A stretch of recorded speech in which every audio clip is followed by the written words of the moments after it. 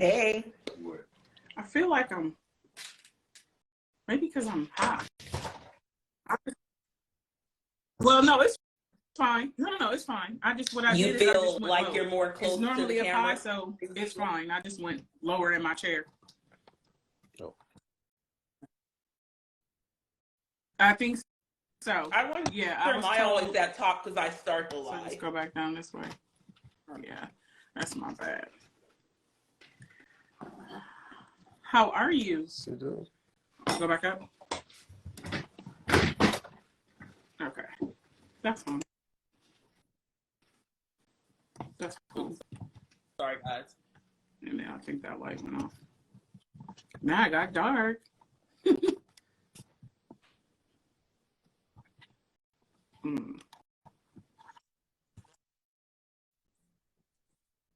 Dang, where the good filters at? I'm trying to hide these bags under mine. Bring it back up. It's fine. Yeah, it's fine. It's bring it back there.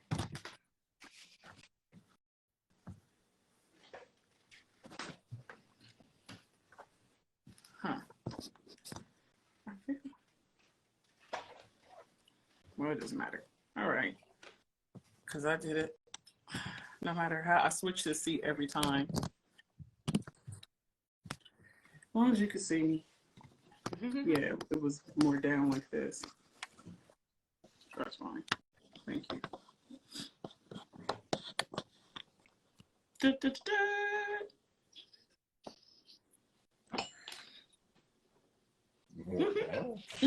No, I'm fine. Because I was sitting up. And so I was just trying to make sure I wasn't like super, super low. Hell, you switching filters. I feel like you put a filter on mine. I look red.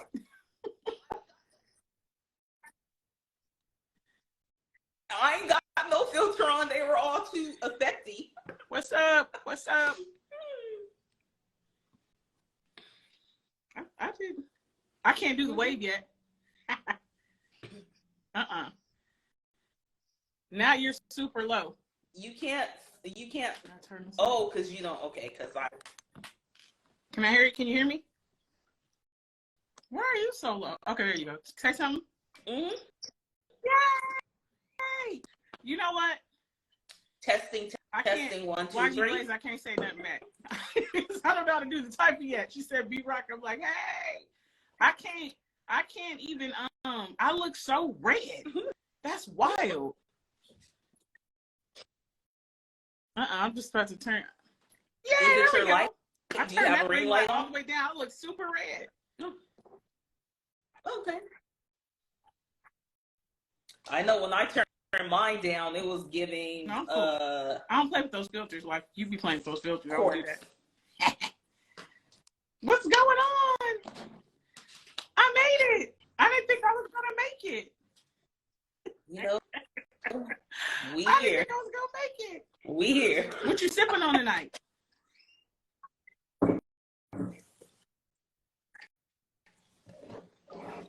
Okay. At Meredith, my balance in BT. Finally, she's got someone sipping tea with her if she's there, because she usually has the green tea. Yeah, you know what? She's here. It's not even it's not the light. My cheeks have been red all week. My face cheeks, y'all, not my cheeks. I'm not gonna start off spicy. My cheeks. No, can you see it? Can you see? I'm like, no. It's funny because I didn't know. Be out. Have you been out in the sun? Blush.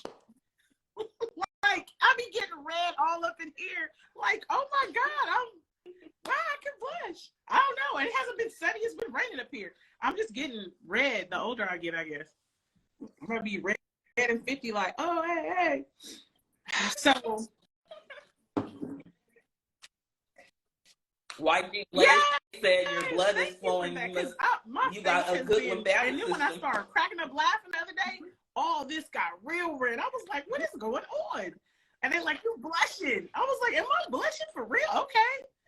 That's like, all right. Well, look, I'm going to be blushing at 50. I'm excited about it. I am drinking on, my butt is so slow. I have not finished I have 3 other bottles. I didn't open another one. I got the same bottle from last week, and I had a peach tea from that same one. So I'm drinking on wild berry still, and that's what I'm sipping on tonight. 7 point. She said that's that Geechee. Hey. I don't know. Maybe I got some family from over that way. I don't know. I heard of the Geechees before. I might have some family over there. My dad's from Georgia. Maybe somebody was over that way. So I'm pouring up. I poured up, and I do have a PSA today. What are you guys drinking on? What I saw Meredith said she finished her tea. Blaze, what you drinking on? Journey of a Legend. I saw and the things you're drinking on. And I'm actually feeling a little spicy. I'm having some pineapple and I love this stuff. Tahini. I love it on. I don't do it on all the fruit, but I love it on my pineapple. So good. Tear it up. Yeah. But you know, I have pineapple, mango. Fear, so I watch out for it. Cucumbers. I saw all the little kids. She said I'm California sober. Okay. I saw the little kids with their little teeth be messed up in the front. You ever see little kids be eating that tahini and stuff? It's like I just when I was younger, it's like let me not. So I have a little bit. I'm not saying it was that. I think I just was like, you know, that's what was fucking my teeth up. But I'm having me some tonight on I got a bowl of pineapples. I've really been pushing my my fruit heavy.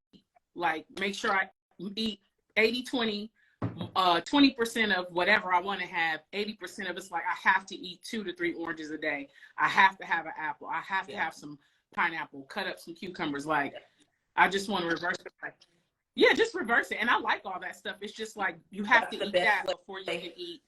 You know, if you want some, you know, pita chips or you want something else, you got to eat that. So a little backwards thing I'm doing. So I'm having that, and I'm having my fruit fusions. So we can raise our glasses. She said I'm California sober, but let's raise our glasses or just prepare to jump into this amazing, transparent conversation. I do have a PSA today.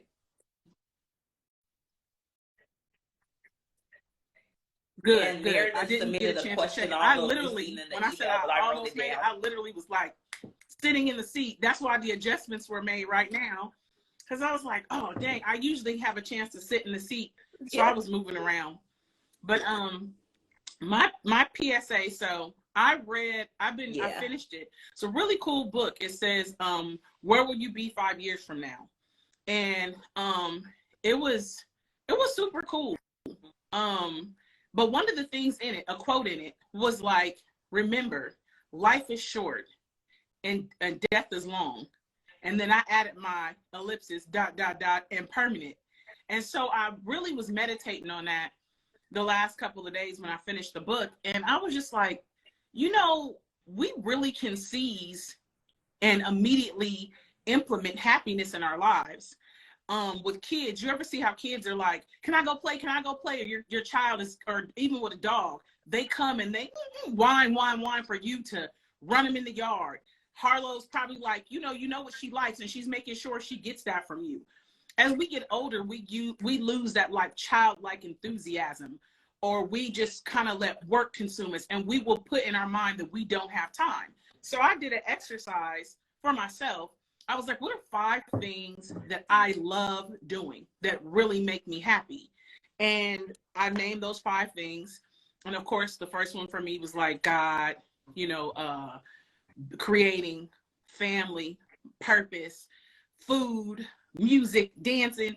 And I was like, I can really do 1 or a few more of those things every day. Even when you work a 9 to 5, if you get home and you like, you know, good drinks, you should make sure you're trying a different glass of wine a week, or buy a bottle and you sip on that, or you sip on it at the end of the week. If it's food, when's the last time you prepared yourself a dish? And it doesn't have to be something complicated. You can do that every day. You know, I think that we just make it to where I don't have time. You do. If you enjoy family or friends, like the quality of good people, when's the last time you linked up with those good people? Like, make it a point that you're seeing them once a week, you know, or if you can get on the phone and call them or something like that. Dance. I told you about Zumba. I love Zumba Connect. You know, it's like I'm doing that, you know, 3 to 4 times a week. But I was like, those are the simple things. We just kind of get so consumed with everything else where it's just like, I just don't have time. I go to work, I come home. If you have a kid or kids, you're taking care of your kids. And it's like, well, when you came home, you could have been like, oh, I try a different bottle of wine every week. Oh yeah, let me put this, I'm listening to this body of work. I love music, so I'm going to finish this album this week. So I'm going to listen to a song on the way home in the car.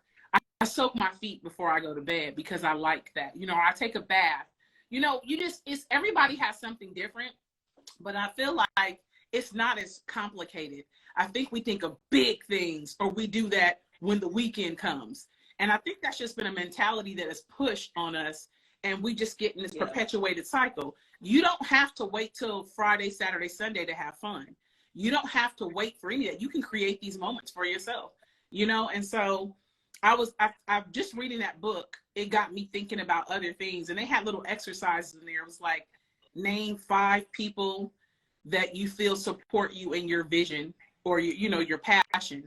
And I took it further, of course. You know, I started doing, I'm like, and name other people that I feel like I would want to support in their vision or passion. So I just think those things are what really make us, you know, feel alive and happy.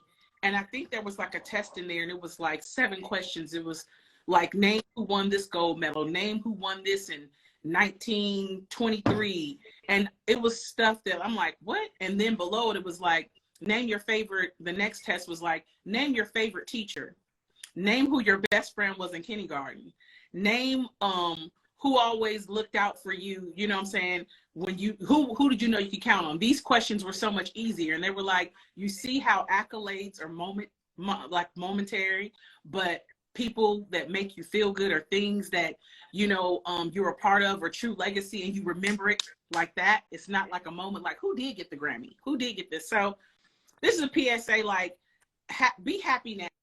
Remember that song by Bobby McFerrin, Don't Worry, Be Happy? I don't know if I'm just right, don't worry. I just feel like happy is like a right now thing that you have control of. It could be something so small. You could get you a little wine and cheese tray and call your friend up if they next door, whatever, and like, let's open up this wine and just have some, you know, some wine, some cheese, and some crackers and stuff. Very simple stuff. It, you know, it doesn't, it's not like I can't take that trip to Greece, you know? Sometimes we're just like, dang, I wish I could go on vacation. Well, why can't you? Yeah. I'm talking about mini vacations. If your money's right, a staycation. Yeah. Or just enjoying the beauty of your backyard or a room in your house. Yeah. Creating a meditation or sanctuary. Like, I'm about to clean this area out just for me. This is a no kids allowed. Let me put the stuff up that I want on the walls, and, you know, my little drinking stuff and everything. And I think that you know, I feel like that's something that we just completely overlook. And some of us are like, I just never had a chance to. You got a chance right now, you know? Who put Journey of a Legend put Is Love Really Magic? Choice. What are they talking about? Why do when you have that question? a synergetic energy, it can be magic. It's a question though. Because maybe that makes mentality. Is love really magic? That's what I was like, did somebody put something in there? But yeah, that's my PSA. Be happy right now. Figure it out. Something that's super simple. If you want to cook for yourself, find that dish, Google a dish, and be like, I'm making that for myself this week, this day, whatever, and just do it, you know. And that's my PSA. And we could jump into, are you going to your spicy bowl today? Or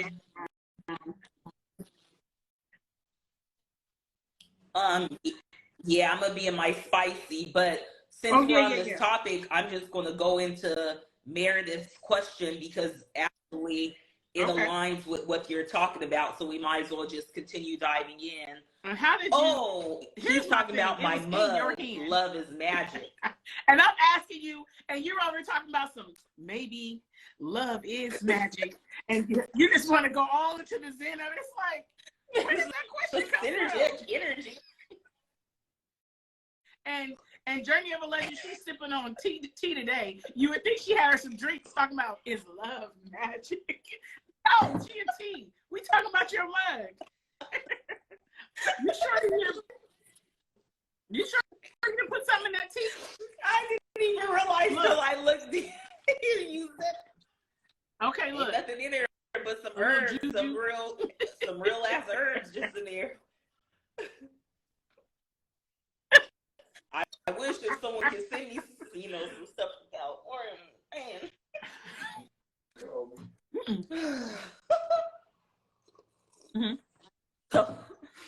So Meredith's question is, what is the best way for a person to attain happiness? And since you were talking about that, I was like, well, we might as well just get into this. And let's just now, look at, since we're on the topic. At Meredith Grad, look how that the spirits were aligned. How I came on, I already was in that whole like, be happy right now. So, yeah, that's a pretty color, Elle. Yep, that's a pretty color. Pretty. Thank you. That color just looks a good. Little lounge set I got off the clearance rack at Target. It's got some pants too. It's so comfortable. So what do you have to like say about this? How to be happy?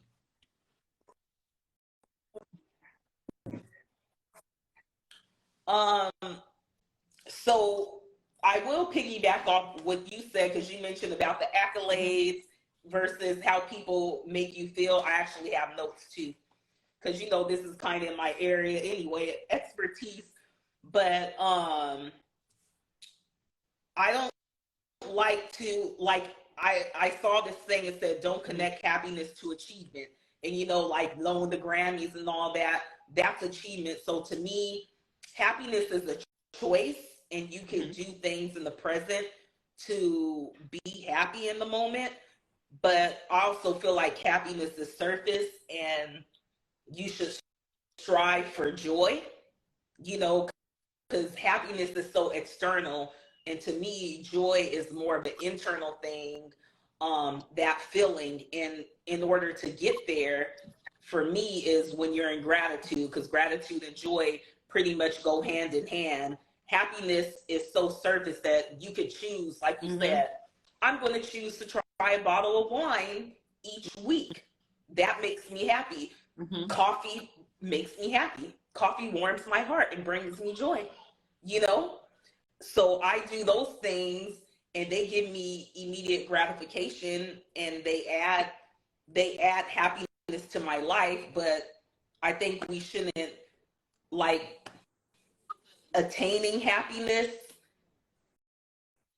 It's you have to work on yourself type thing for me, like we can do the immediate things, but like to dig deeper, you have to work on yourself. You have to live in gratitude. You have to be happy with the circumstance at the moment, and be okay with what's going on. You know what I'm saying?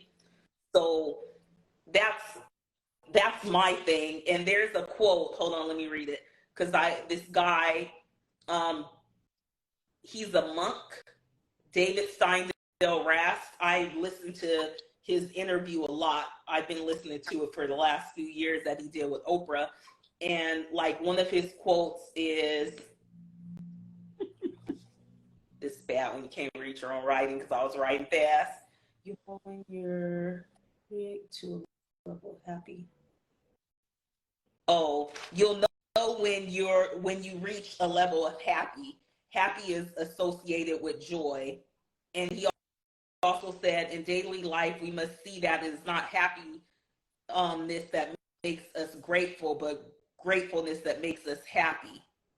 So when you're living in true gratitude, you will attain happiness. You will be full of joy and happiness. If you just want to attain happiness in the moment, then find things that will bring happiness to you, i.e., drinking coffee if that's what you like, taking a run if that's what you like, those surface things that are just at and then at and don't require said, too much work, I think having self-love brings joy. and happiness, thus creating a beautiful, prosperous life, which ties into what you were saying too. Yeah, I think that those, and I agree with you, those things, you know, the things, getting coffee, stuff like that. I think for me, we don't even know what that looks like because we become so, I don't want to say enslaved, but I feel like that's what life will do to you. Yeah, it's just like I go to work, I come home, I care for your children, I care for them, or you take work home and you just lose sight of what makes you happy, what brings you joy, what do you what do you want to do? And it's not, and also what's going to put a smile on your face right now? Some people are like, I don't even know what I want to do. Well, start figuring it out by trying different things. Children, and I feel like it goes back to that, having that childlike spirit, because you put your child in almost everything.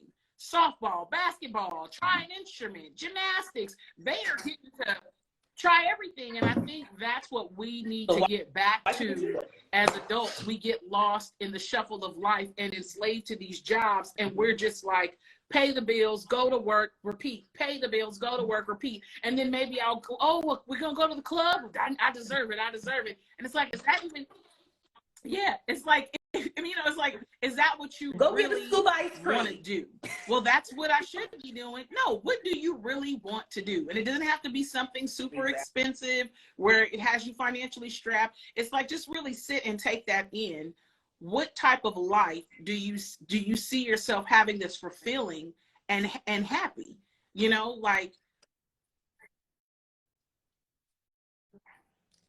But are we afraid of that? Are people afraid of that when they actually sit and think, what makes me happy? What can I do?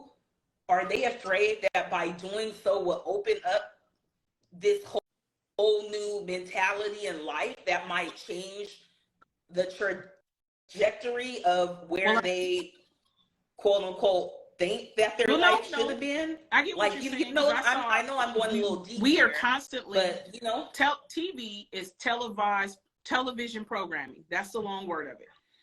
We are programmed with information every day. We're sponges, you know. So when you're driving down the street, you see these big advertisements of marketing, whether it's beauty, or you have your phone and you're on it and you're seeing who's trending and what's, you know, what beauty is, what success is, what you should be wearing, all this stuff. You're taking all that in subconsciously. And if you watch it enough, you've been programmed to move that to the forefront of what happiness is versus what you feel happiness is, because you're not watering that.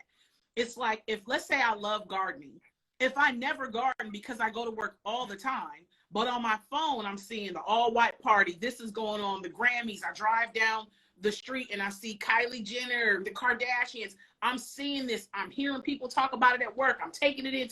In my mind, it's already programmed like, this is what is good. This is what success is. This is what beauty is. This is what happiness is. And you subconsciously, I think, feel like that's what you should be doing, and you can't do it because your life doesn't allow it. Thus, all this depression and stuff that happens. That's just, I'm not a doctor, but I'm just saying, like, we're being programmed constantly from the phone, TV, advertisements, and then people are talking. You got other people that are free walking advertisements around you that are looking like the Kardashians, or looking like this, dress like this, look like this, dress like this. You have to fight for, like we say all the time, success, you know, what your definition is, happiness, what your definition is, because you're being reprogrammed all the time of what it is. And then you go and spend money. It's all marketing, all of it. So I think that, yeah, when you said it changes the trajectory, because you sit and you reflect, and if the majority of what you took in was the consumer world version, it can be like, what the, because, you know, think about it, if you take all that in and you don't feed yourself anything else, you'll feel depressed. Like, I'm never going to be able to look at them vacationing in Greece, the Bahamas. Look at them in Barbados. Look at their bodies. Beautiful. Look at what they're driving. Look at the award show. I can't even go there. Look at me and look at them. Look at the houses they have. They got everything constantly. You're just boom, boom, boom, boom. You're fed. And so I think you need to be okay with sitting down and it's like, what what do I really enjoy? Maybe you don't like to travel like that. You know what I mean? Maybe you don't want to look like that. All those things. I mean, it is I'll say this, Ella, it's a heavy conversation to have with yourself. It can get real heavy indeed, because you might realize, like, I don't even really know. I've been looking at everybody else for so long. Yeah, dang. I wear my hair like this because I have no identity. That's the new look. I get my face done like this because everybody else do. I go to that club because that's the one that's popping. Right. I got my body done, and now I'm dead. I got my breast on layaway. you can make payments on that stuff now. You know, I just you can't even really enjoy them like that. This is bad. You ain't enjoying them because you working to pay for them. It's nobody there to enjoy them, you know, and you just sitting there at the job still. You know, it's like, you know, so I think that was a great question, and it was all tied in. Yeah. Because I already was feeling like that. Like, look, be happy. Yeah. And I think too, to be honest, like you were saying, consumerism, the majority of us are so consumed by the marketing that we're fed, when all it takes really is the right book, the right podcast, the right little YouTube video or message or something to just open your mind and open your eyes to even start questioning yourself about who you are, what you like, what brings you happiness, how do I achieve happiness, or how do I obtain joy? You know what I'm saying? It just takes that one thing, but we're so consumed, and the algorithm, you look at one thing, so you might look at a build a body, and that's all that's coming up.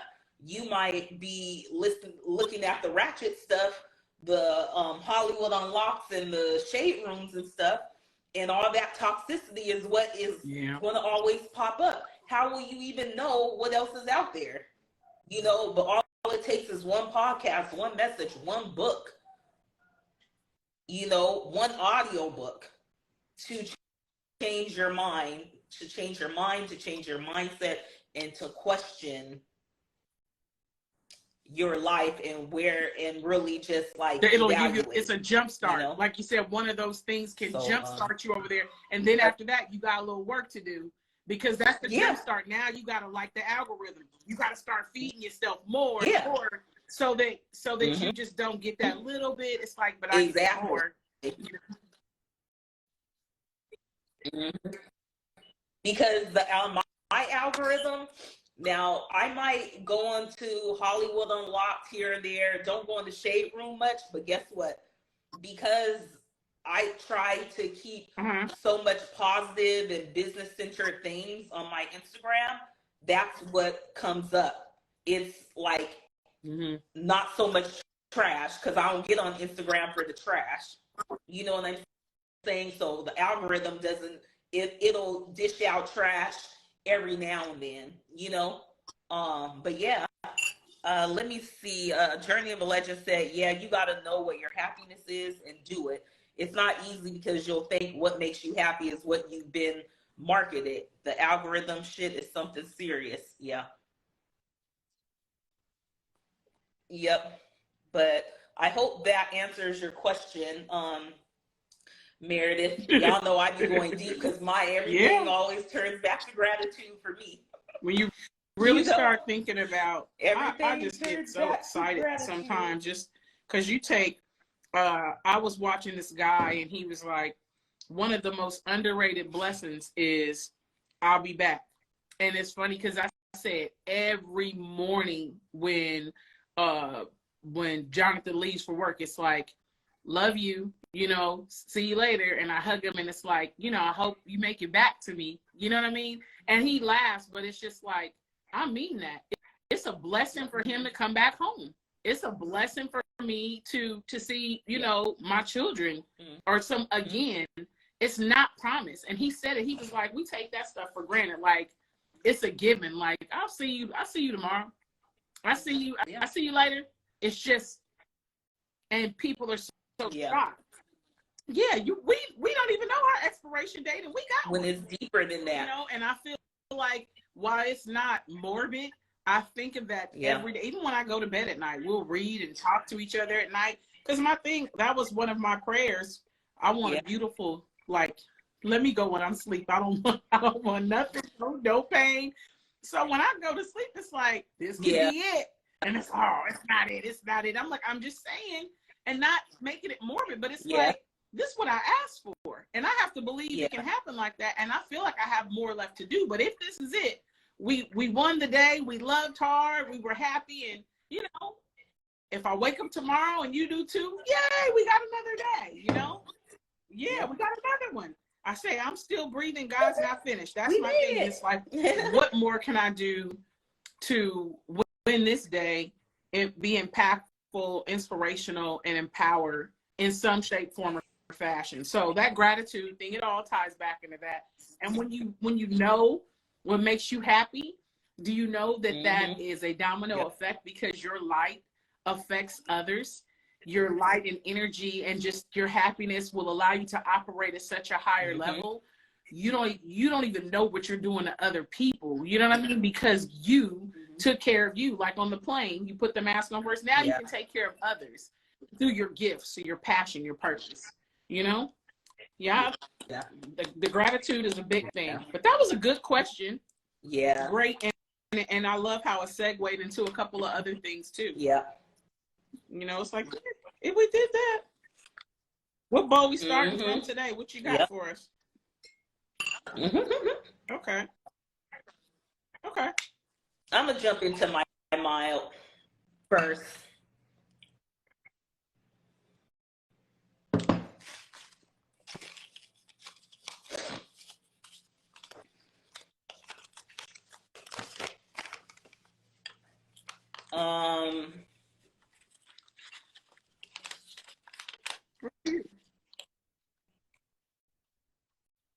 Okay.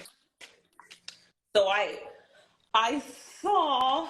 Well, I'll ask my question first. Why are you leaving him there? Okay.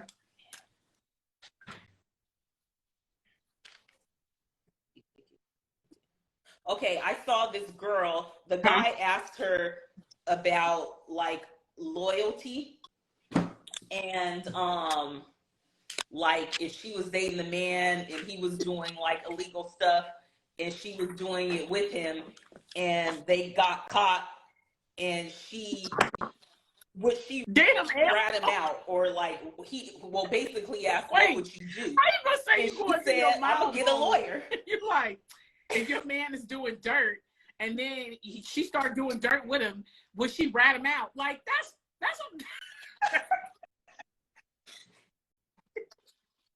Well, I knew it might have been spicy, but I'm trying to build up into the spice, okay?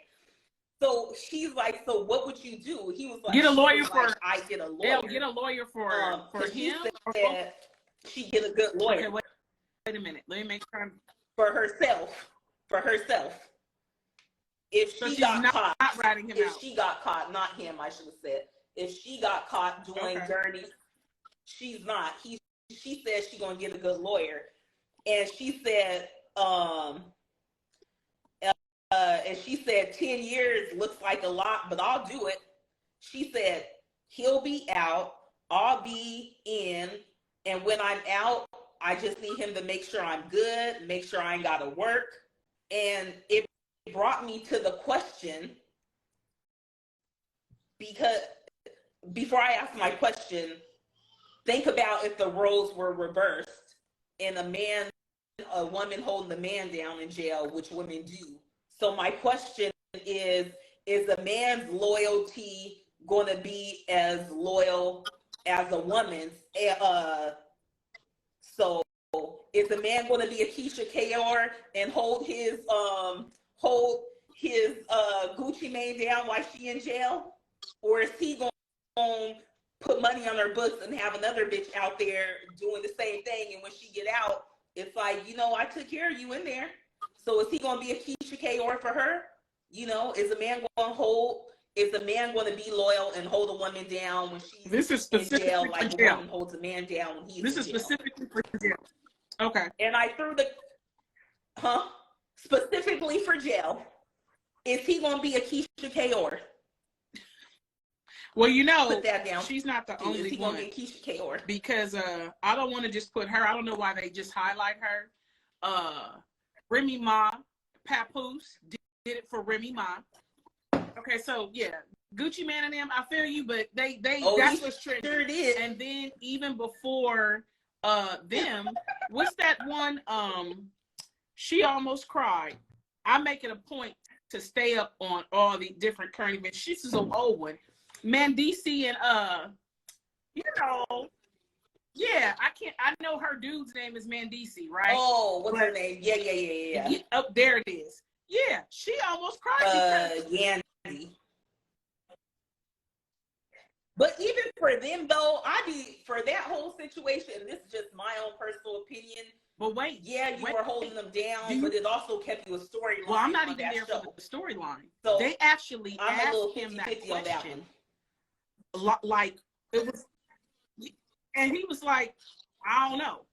And he did. And he was like, because she just did what she could do to hold him down. So yeah. So although Gucci Mane, and I'm gonna put a little light on that. I don't feel like with Keisha Kayor, I don't want to butcher her name, because Gucci he went in and left money to her. You get what I'm saying? Here's my rule of thumb. If I was in that life, I never understood this. Anybody that's corner serving and not work their way up to where if I'm out there with what's in my pocket, I don't have enough stack to get a lawyer and make bail, the risk is high. And I know some people would still do it. But I feel like when it's two of you, it should always be different. I wouldn't, for one, get with a man and start doing something illegal that puts my freedom at risk. I could have did that by myself. So when I get with someone else and it's two now and not one, I should be doing better automatically when I get with somebody. I don't care if it's male or female. If once you get with somebody, if it's like, wow, you should immediately see the load lighten in different areas. You need to see the benefits of being in relationship. So if when I get with you, automatically I could get 10 years in jail. Now, if I get with you and it's like, this is what I'm doing, that don't got nothing to do with you. You don't even stay over here. I'm in the hood. I'm on the grind. I'm getting money. You live an hour away. I wire you money. I don't even come and see you. I don't even come to your house. They don't even put the two together. When we see each other, we meet up over there, or, whatever it is, meaning if I ever get caught, you're not even a part of this. And you did better when you got with me, and there's money for you to look out for me.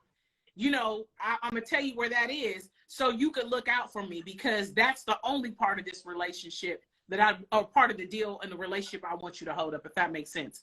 I'm not about to get with somebody where I've got to get a lawyer too, in the event of. I'm just not doing it. Everybody's different, but maybe somebody came in and they like, he doing better than me. But if the dude is already in the illegal lifestyle, why would you put her in it too? She should be the only one that's not in it. You should be. That's how you would wash the money, if anything. Whether if I was a drug lord and I had 10 kids, I see a bunch of drug dealers having a bunch of babies. All those babies would be prepaid law school. They all their mamas would have money. They going to law school. All of them, because that I already know what kind of lifestyle I have, and I got at least 5 opportunities to have the best defense. I just think when you put it's equivalent to putting all your eggs in one basket. So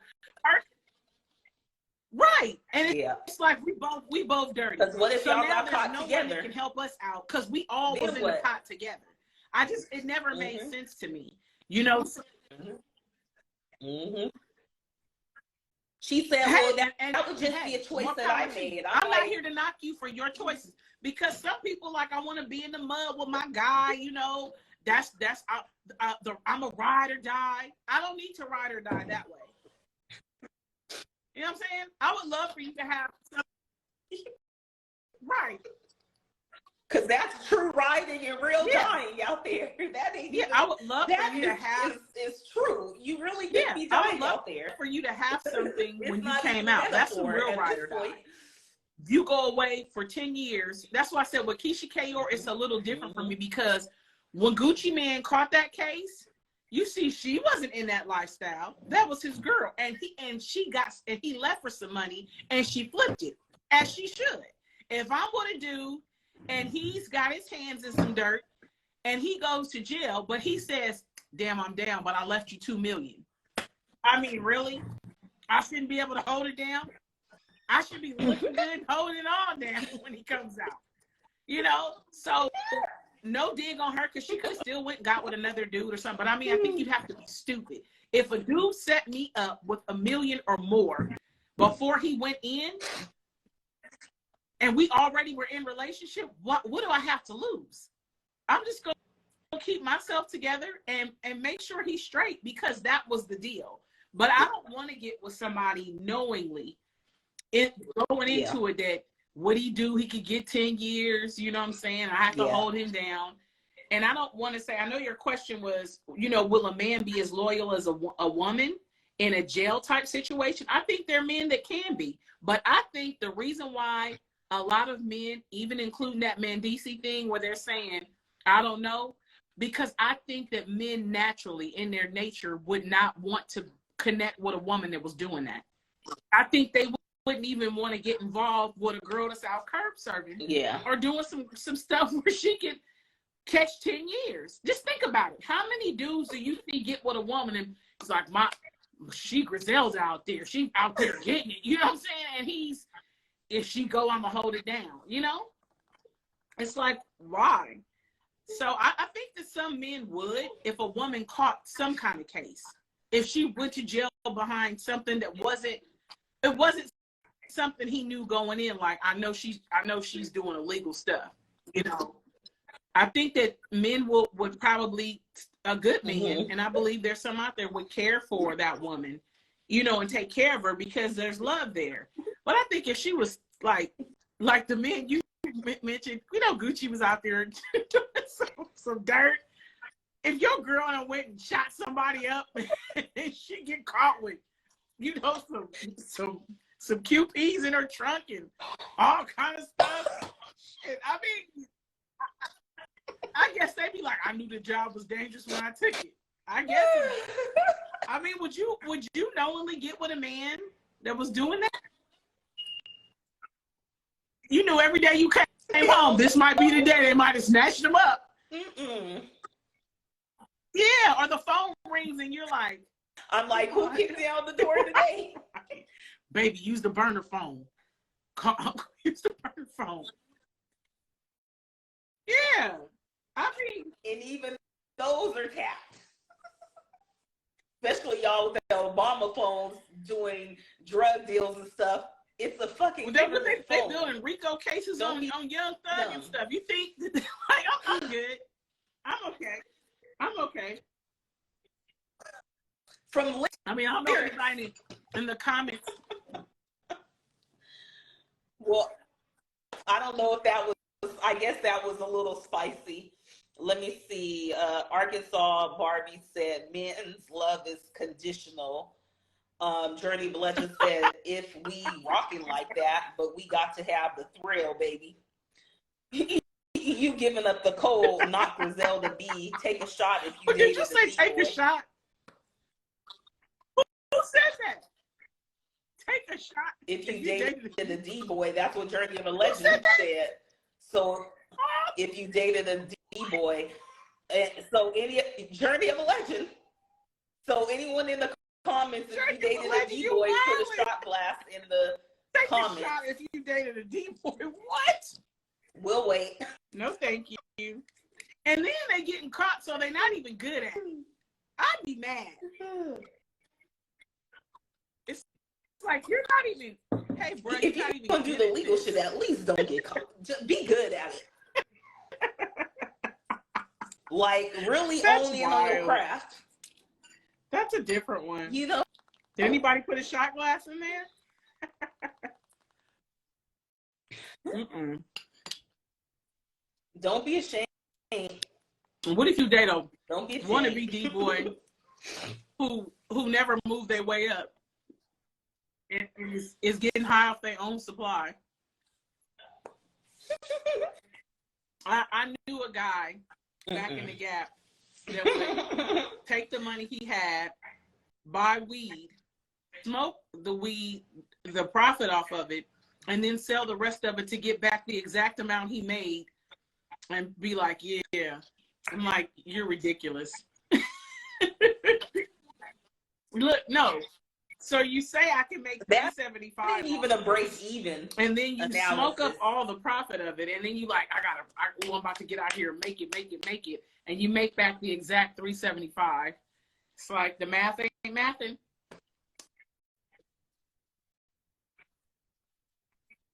That ain't even. Some people like breaking even to me. I'm sorry, even though you got back what you made, that ain't even breaking even. Well, I'm going in my spicy breaking dumb. Let's see what we got. All right. Okay. Is it okay to stay friends with someone you used to sleep with?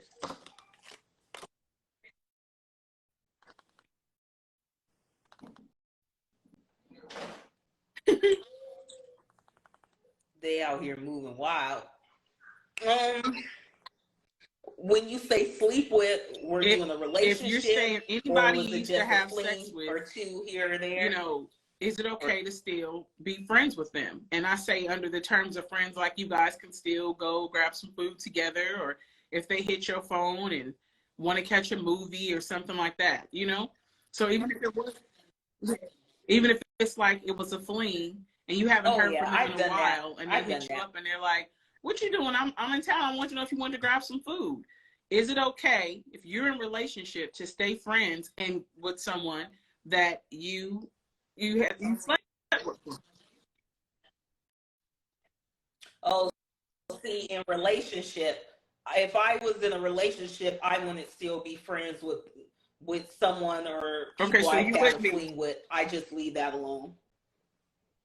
Even if it wasn't so deep, I just would not. You wouldn't be friends with anymore either, right?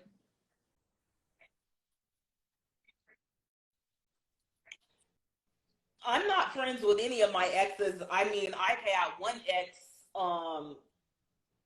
say hello every now and then or try to, you know, man, you were a really good person, but other than that, like, you're an ex for a reason. So to me, it's like, I don't need to be your friend. We didn't work out in a relationship. There's no need for me to be friends with you. Go find somebody else. I'm not. It's no need for us to be friends. I see that at Meredith Grad said if the communication is clear and it stays respectful, then yes.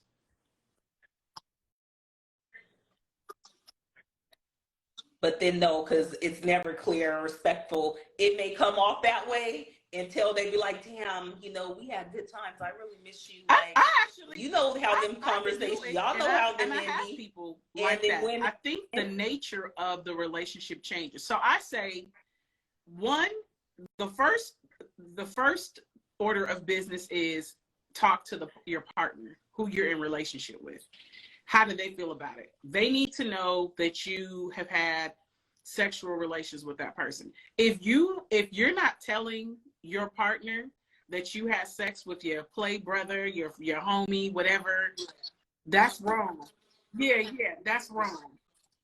Yeah. Right. That's and he's coming around and stuff. I think that's not cool. But I would first that's crazy. Let who I was in relationship with know that I did have, you know, I was physical with this person, or we had a relationship at one point, or we slept together, and, you know, they are, and, you know, we talk every now and then, and how do you feel about that? If they're cool with it, okay.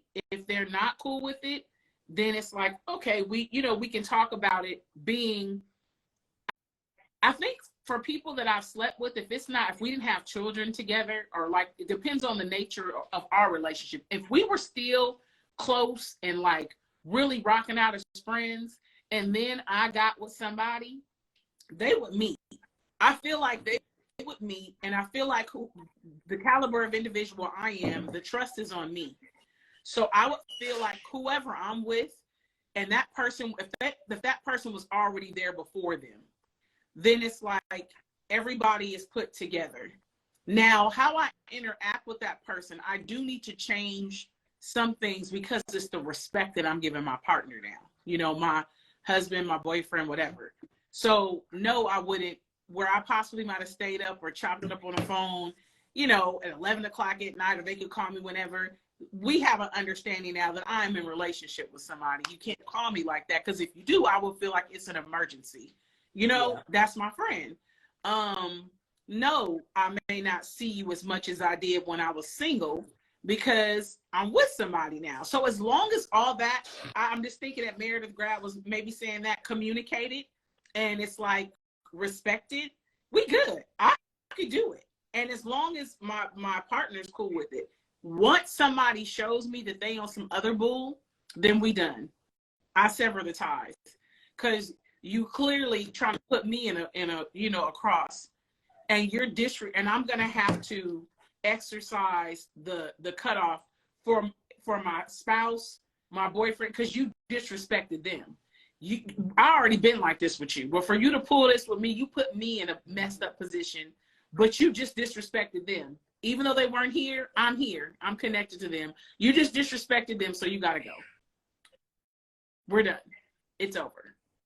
And that's how I feel about that, because I think I have a friend that I dated, and we're still friends to this day, and they're friends with my husband. Like, they don't go out and all that stuff, but and they recently got married. You know what I mean? So, and they've always been respectful. That the weight is on the other person. The weight is on me as the girlfriend or the wife, and the weight is also on the person that you have that relationship with. If they value you, they're going to respect what you put into play.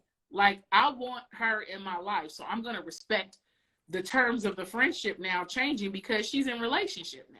You know, anybody that's doing some, like you said, some underhanded stuff, they don't respect me. You going to still try to push up on me, or see if we can still have something going on where I'm going to disrespect my husband, disrespect myself. And like you said, I didn't even end up with you, so it didn't even work with us. So you gonna have me jacked up because we get busted, or just the moral part of it. But then again, I'm gonna be back out here. I never wanted you like that. That's why we're not together. And now I just lost who I was with. So I think I could do it as long as my partner's okay with it. My husband is all right with it. And as long as it's communicated how stuff needs to go, you know.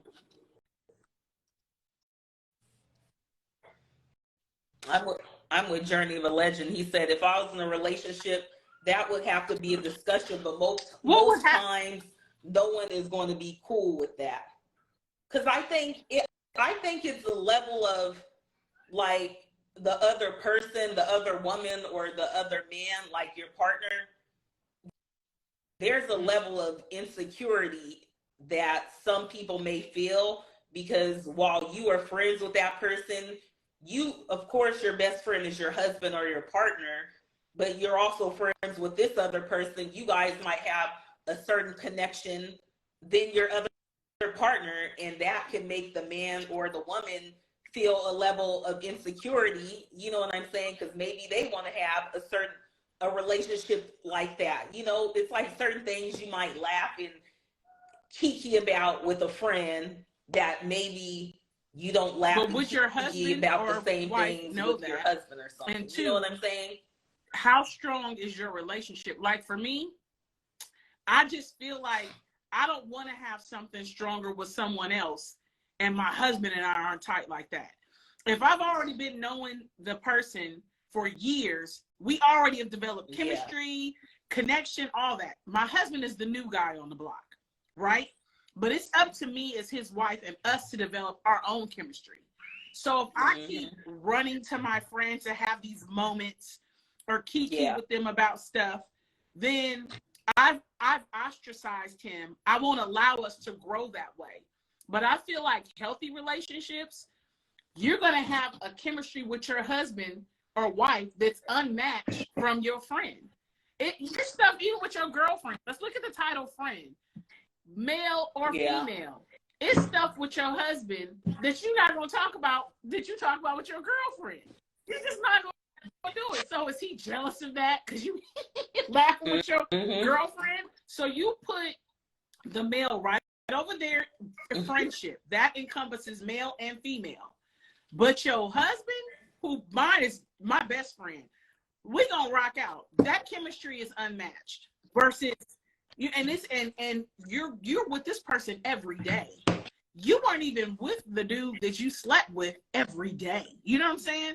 And it's new. We're changing all the time. So I think that the jealousy can come in if you're not working on the maintenance of your relationship. And they'll feel threatened because if you're always hanging out with that person, or they know that you go to them and not to your husband or wife, you gonna feel some type of way. You know she's not talking to you about that type of stuff. You know you don't have that type of chemistry with him or her. But if you solidify like the bond with you and your husband, they won't feel nothing about it. It's like that's their relationship. They cool, but we tight. That's how I look. Nothing should be, and everybody marries for different reasons. But for me, whoever I marry, I say whoever I married, once I got married, I made it a point to grow my relationship with my husband in such a way. Our chemistry is, I mean, we're together. Like, that's who I'm with. So anybody that was there before, I have a friend, we've been friends for, 20 something years. Spiritual, we laugh, we rock out. My husband, my son, and we all went to his wedding. That's my guy. Like, yo, but it's different. You know what I'm saying? It's my husband, relationship I have with my husband is very different from what I have with him. And I feel like, too, those friendships are good because you need some of that. You might have to go talk to your girlfriend about something you couldn't, just some things that are emotional or whatever, and they help you sort through some stuff. I don't look at that as a threatening thing. I look at it as just different levels to the relationship, if that makes sense.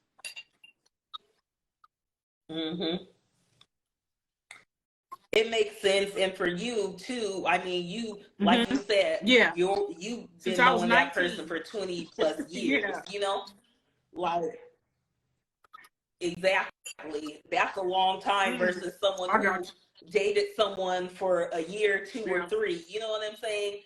Or 5 years, because even in 5 years, you don't know a person fully, you know what I'm saying? But a 20-year thing and your husband coming in to the relationship that you guys have already built, this is like family almost. Y'all already established. They've been rocking with me all this time. I get what you're saying. Time factors into that as well. Exactly.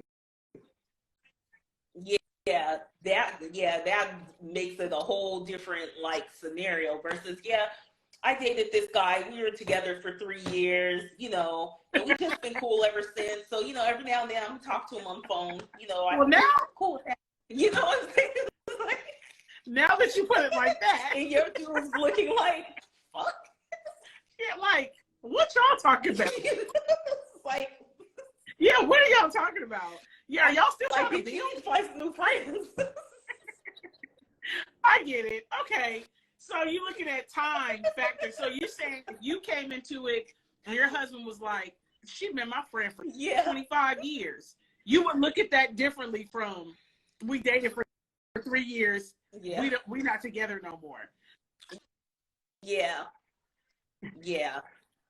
And of course, I'm gonna read people's body language and stuff though too. I'm gonna do a whole examine body language, little things is being said and stuff. Regardless, I'm gonna be doing my homework.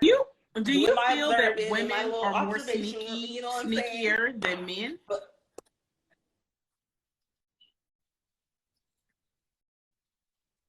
I don't think that women are more sneakier. Women just don't get caught. easily than a man. So maybe a woman's no, more but when I'm strategic. saying sneakier, like just we've seen it on on his movies, trail. and I've even felt that way. Or no, or where that's right. Or where the guy is like, it's not even like that, and you're like, no, she likes you, and she's got a plan. Are you kidding me? Yeah, and he's like, it's not even like that, and you're like, and he's oblivious to the fact, and it's like, can't you see it, bitch? I'm trying to tell you, it is like that. It's very, very much like that, and then he got to come right. That's what I'm saying. Pull his Do you balls feel like, and be like, I feel like women are sneakier and more calculated, and I think that they can even trick the man to thinking that it's nothing. Right. Into thinking that it's all good and they're just friends. Right. When she has an ulterior and then motive, there's some women that are blatantly just insecure. I've had women, because I've always had more male friends than female friends. Mm-hmm. I've had women pretend with the dude that I'm friends with, like, oh, hi, it's so nice to meet you. And I'm like, I'll tell them, like, yeah, she don't really like me, and I'm cool with it because I rock with you. I'm not feeling her. Oh, it's not like that. She's really nice. I'm like, I feel what you're saying, and as long as you're happy, that's all that matters. But she's on some bullshit. She really don't like me. I feel that. And I don't like, it's so funny because I feel like sometimes men are so oblivious to it. And it's like, how do you not see this? It's like right there. Like it's not even real. And no matter what you say, they have to see that shit, like you said, way down the line. Like, do you know she went off on me and accused me of being with you and somebody else and somebody else? And I told her what's going on. I'm like, oh, so you finally saw that I she saved was you some 15 years. You know, and I think some women, instead of just be honest, be like, I don't like it, but I'm gonna tolerate it because I rock with you. It's nothing wrong with saying that to your mate. If I told my mate, look, this 25-year friendship, I respect it, but that person is single still, I feel a little slighted because I'm the new kid on the block, you know, so I'm feeling some type of way, but because I love you, I'm gonna figure this out, and I'm gonna need you to help me because my energy may be a little different because I haven't had the best experience with this type of stuff. When you communicate that to your partner, it's a lot better, and your partner can help you through that, as opposed to you lying. It's cool. Oh, hi. And the other person is like, is everybody getting this? This some bull. Like, bitch, don't be calling my man because you got a flat tire. You should have AAA. If you talking to a man, don't call my man. No, Wait. No, he can't house sit. No, he can't watch your kids. No, he can't watch your dog. You guys no, bitch, no, bitch, no, bitch, no. If she's got a man, L, why? No. Why? I don't care. We ain't house sitting, bitch. L, if the girl has a husband and they're friends with house sitter for your husband, and that's how you guys came to know each other, and she's like, is it cool if you guys house sit while we're out of town? It's both you guys. You wouldn't want to. No, that's why I said you guys. If she is but cool it's us. you, but if it's like, can you house sit? No. If I felt included, yeah, and if I felt I had a good relationship with her, if I didn't feel like we had any chemistry or anything, and it was just, oh, hey, how are you? No, bitch. No. Okay, so you got a watch this. Relationship with him, you got to build a relationship with me too. Because we talking about this, it can get real. The line can get blurred when you co-parent. We talked about co-parenting last week when you were saying, why do you feel like the fathers don't fight for their rights? But what if you have to deal with someone that's the mother, like the ex relationship, their children? You got to be open and be like, I really don't want to. I don't like her. She doesn't like me, but I'm going to try. I would communicate that. And because when someone, in true story, already disrespected me and didn't try with me when I tried, I already gave my try. So no, There ain't no respect between the two of us or nothing. You're saying if you met the person and it wasn't nice from the jump? Right, but what I'm saying is, did you meet them and they weren't nice from the jump because of maybe the guy made it like that? Sometimes women just need to meet under a different... Okay, so sometimes, I'm just saying, sometimes a guy doesn't let the girls know, or sometimes I've seen this, the guy will get with another girl, another woman, and he's doing his thing. And the single mother is left, true story. So when I separated from my ex-husband, I wasn't with him anymore. He went and got with some girl. I was cool. But every time, if it was something with the kids, and he would play it like play games with it. It's like he'd say, "Can I see the kids?" I take the kids to him, and then she would be there. So I might be like, "Hey, you are supposed to be spending time with your kids. Why is I don't even know this person, let alone you introducing the kids to them. This is like a no-go." Like, and so you know what he would do? "Oh man, I'm talking to him quietly. Oh, you tripping. You know, you always got to make a funk about everything." And she's sitting there and she's like, there's no need to be bitter or upset. He's trying to have a relationship with his kids. So you're going to get the mean version of Bear, like, "Wait, who are you talking to?" "I'm talking to him. We have children together. I'm not talking to you." So you're going to get that nasty, "I'm just giving you another way." And he made it like that for us. I didn't know that woman. He didn't make it. The man can make it easy. He can make it very easy if he brings everybody in, and not keeping someone in the dark. He had her there. I don't know what he told her, and I'm coming, and I didn't even know she was going to be there. And it's like, wait a minute. So you're playing games. So when men don't lay the foundation for women to be at least cordial and respectful to each other, I blame it on the man. Because we have relationship, not me and her. So what you're going to tell her, I remember on Why Did I Get Married, I was rolling because he was like, "You shut up and you shut up." Not so much as that, but if it's like, "Look, this is the mother of my children. We going to be in relationship. And you and I are together now. So one of the things you're going to need to do is be respectful. If you cannot be respectful, that it's going to be a problem. Meaning, you'll never see her, but also that's going to strain how I'll deal with you too, because you're making stuff complicated. I feel like we are left in the dark, and women are always, mad with each other. And it's like, why am I mad with you? First of all, I'm with him. You were with him. And if there's kids, they have together, or we have together. Why are we mad at each other? The common goal is my kids get what they need. And if you got kids or you have kids, I want your kids to get what they need. We don't have to like each other. We're all related. The kids can be related. You know what I'm saying?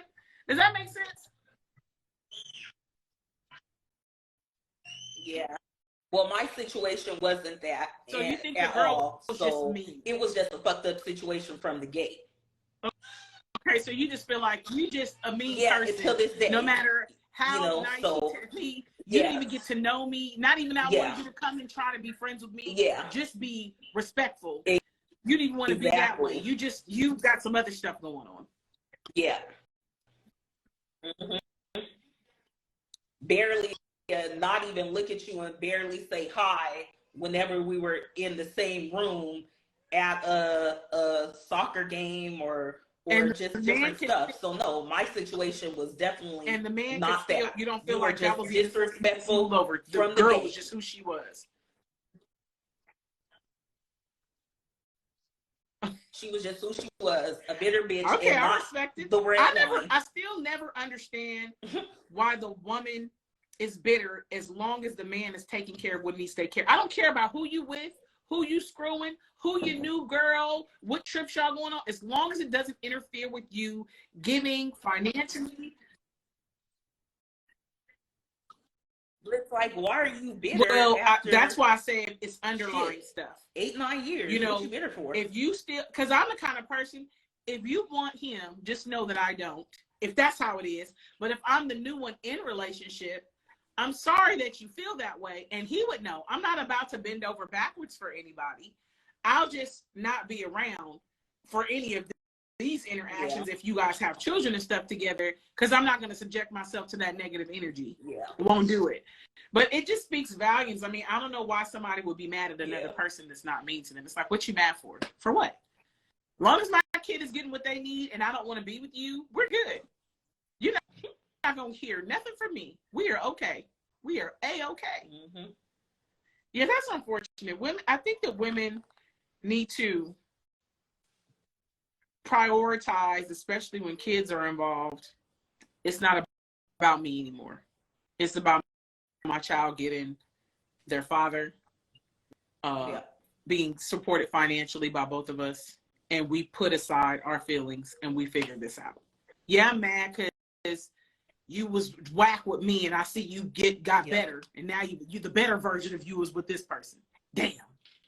Oh, I'm mad. You know, it could probably be hurtful.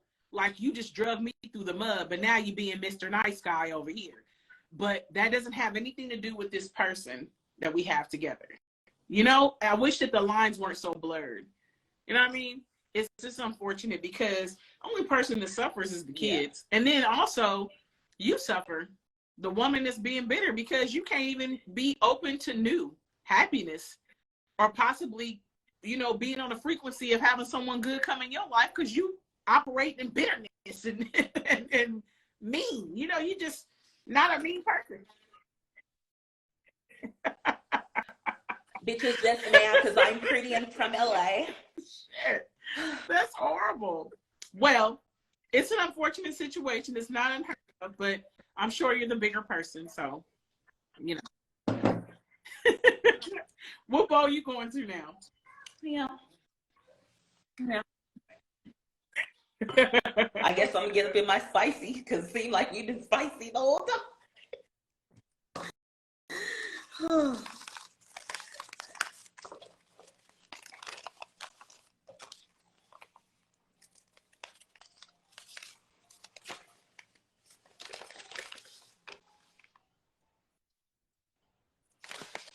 To use sexual enhancements or not, and have you ever used sexual enhancements to get off, like Viagra, Osalis, what's that stuff? Have you ever used an enhancement to boost your libido? Right? And are you open to it? Oh wow! I didn't even. Well, that's answering your question. They have stuff for women. I've never used them. Actually, there was a woman and she lives out here, or moved back here, but she sold the female Viagra. I forgot what it's called. It was a little pink pill, and she fought to get funding for everything, and she was able to sell it for a lot of money. You know, such a male-dominated world. But yeah, I forgot her name. Something pink filling her things, but anyway, yeah. So who knew the name? Cialis. Yeah, that's who knew the name. Cialis, Journey of Legend. He said, "Hell no." He said, "Journey of a Legend." Because remember, I said Viagra, Solace, Journey of Cialis. You know, you see the little commercials at night. Doughboy. The name is Cialis. Like, what you already know it all. You know everything. So you said, have you ever used sexual enhancements, right? And were they successful? Like, did they get? Mm-hmm. Or are you open to it? Well, are you open? Are you open, or are you open to using them? And if you use them, tell me about your experience. You want me to answer, or you want to go? No, I've never used sexual enhancements, I've never been with someone that used them. I guess because we're on the younger side still. I don't know, but I've heard more men through like the drugs and pill popping, and they say like excessive use of alcohol and pills and weed, that they're having problems younger and younger with. Mm-hmm. Yeah, have you seen that? Yeah, have you seen those commercials where One of them and where the chemicals dude in your slides body. out and he goes to the refrigerator and he gets this thing. It's a young dude. But I was like, what is that? And it was a commercial for some sort of pill or drink. So I've never used them, and I've never known my partner in my marriage currently or anybody that I was with in the past to use them. And I'm kind of not open to it. Just because you'd have to prove to me that we needed it, if that makes sense. I just feel like the oversaturation of everything. We've talked about before on here with like threesomes and all that. It's like, you got to crawl before you walk. So why are we bringing this in here? Let me see what you're working with. You know, I have a problem with, I don't even know if this is a thing. I've heard people say when women go through menopause that they experience dryness, right? But I've never ever experienced that. And I think for younger women that are buying all this lube, I've heard this. I have, young adults that are children, young adults, that my kids are young adults. And we used to have conversations even before, like in high school. We talk about the girls were talking about using lube and all this stuff and lube. And it's like, if you're not aroused, that's why you're not producing any type of secretions to, for him, because you're not aroused. You're trying to make something happen. Yeah. I've never, when you're aroused or, you're attracted to someone and you guys you getting stuff started, it's supposed to be wet. Like, why would you have to use all this lubricant? Yeah. So I think that in order for me to even be open to that, there'd have to be a problem. They'd have to prove to me, you can't start popping a pill with me like I'm about to do it. It's like, nah, not today. You're not popping no pill and coming over here. What do you do without the pill? So he would have to like sneak and do that, and I would not know. I'd have to discover, and I wouldn't be open to it. I've still never used toys. I just feel like I just like to figure stuff out with who I'm with. I think the excitement of all that. I don't know if a toy was introduced because, let's say, have you seen that the Gawk 3000? It's like right. Now let's just say. Oh, remember we were looking them up. Your partner, your husband, we're talking for men specifically, was like on the road all the time. He is an athlete or something. We would laugh because I would definitely FaceTime him and be like, "Did you use that Gawk today? Did you get it in?" That would be our inside thing because I'm like, I'm not gonna be out there until next week. But until then, is the Gawk doing what it's doing? Right? Those are things. It would have to be a reason. Why would I allow him to be or be open to him being pleased by a toy when he can please me, or I can please him, or we can figure out how to please each other, But we're not bringing no toys and no enhancements into anything unless there's a problem. If it's a problem, then we table that and we start, looking at possible solutions or, where do we go from here so that, we're both still satisfied and this is a good area. We're not doing bad in this area. But no, I'm not starting off with popping pills, get the Gawk, like, pill popping. Like, no.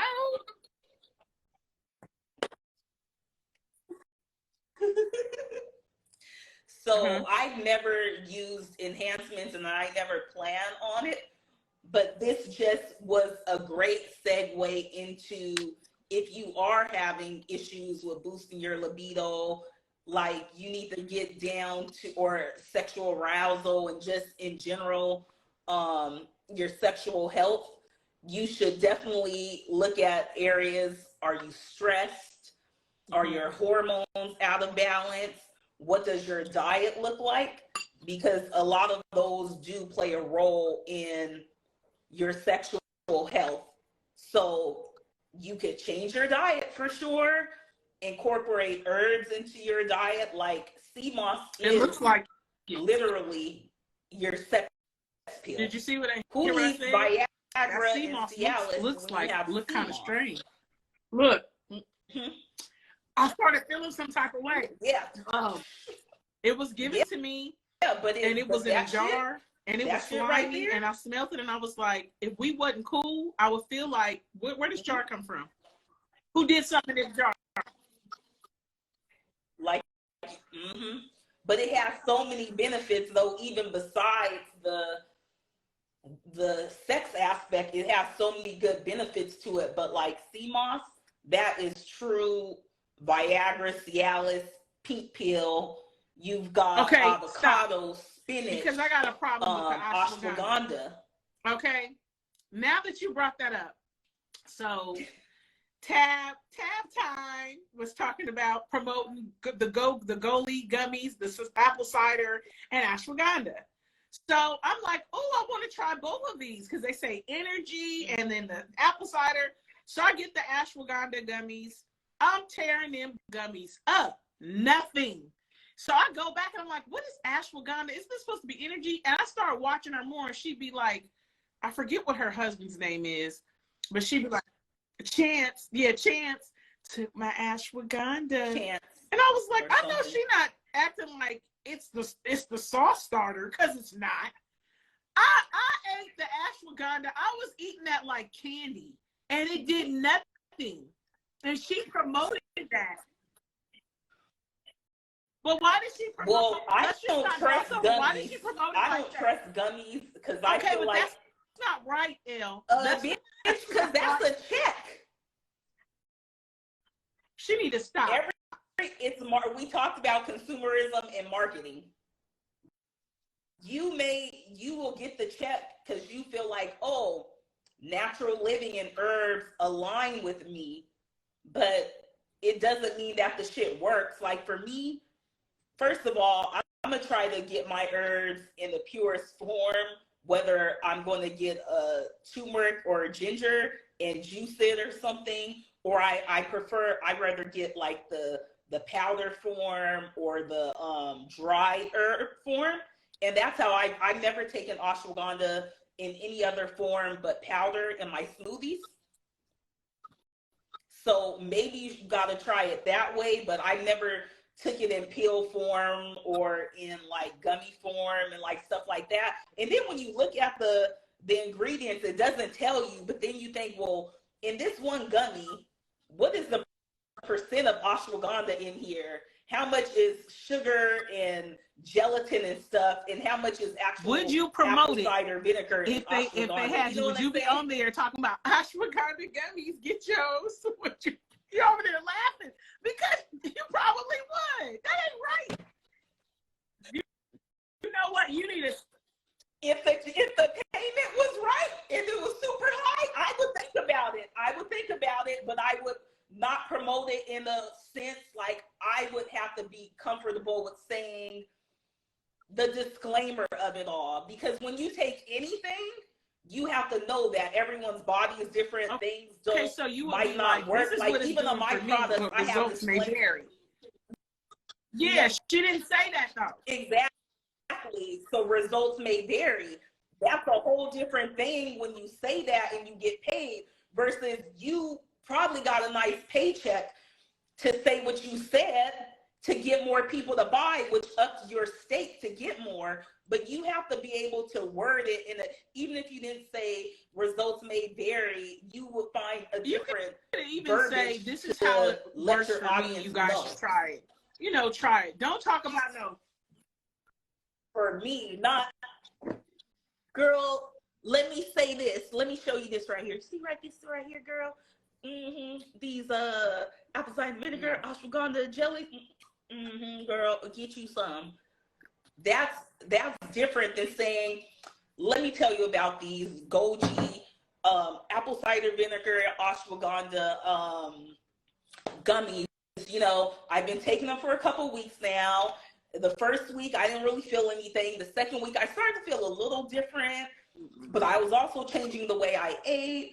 But, I'm going to keep trying them and give you guys an update. But if you want to get some, here's my affiliate link. Let me know how it makes you feel. I know she could have did like the lady different. on when you're promoting something like that, it's different. TikTok and be like, you better get you one of these, a chicken salad. And I would have dealt with that better than saying, because she was like the energy. And for me, I don't have low energy already, but I was like, damn. Yeah. But it does give you energy, endurance, sexual health, immune health. There's a lot of I just different naturally have a lot of energy then. I thought it was going to benefits give me to even more. ashwagandha, but again, it did nothing. You know, so yeah, but I think there's a way in marketing stuff and people, you know, I mean, I Kim wouldn't Kardashian, buy anything she recommended. She'll promote a whole bunch of shit for a check. You know, and that's how people pay their bills. They get these deals, and sometimes there's no morals to it. Like, would I promote Beyond Burger? No. I don't eat that, and I'm not going to promote it because I might as well eat beef. You know what I'm saying? So I think it's, if a company aligns with your vision or something, and you have the say in how the copy goes, that you could put, you know, results may vary, you know, you may experience something different than me.